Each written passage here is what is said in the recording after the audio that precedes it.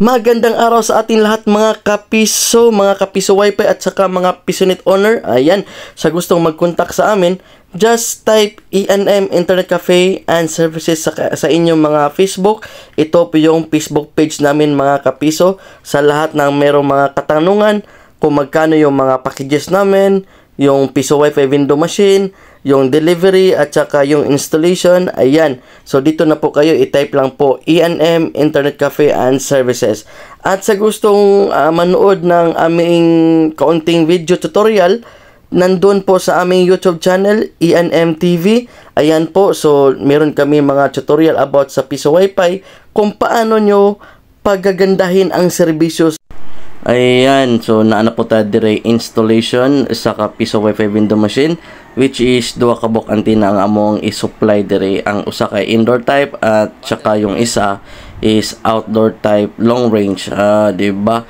So mao ni ang atong i-supply na receiver dito sa taas, Gento. Diba?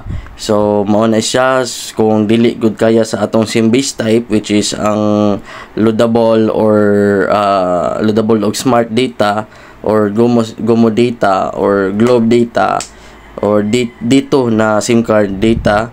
Kung dili gyud available ang area, hopefully makuha pod sa among station, which is among gamitan na siya og nanang receiver mga kapeso. Ayan, so fortunately is diya na mo medyo makita ra na mo ang among station dito sa Obos kung paingon dire. And then medyo nadugay-dugay may kamay kay ang panahon is dili na mo init kay ganina, pero di kalit ra gyud og dag-on hani. So kailangan gud namo siya mo stop sa kadali para di mi mabasa og uwan. Di ba mga kapiso?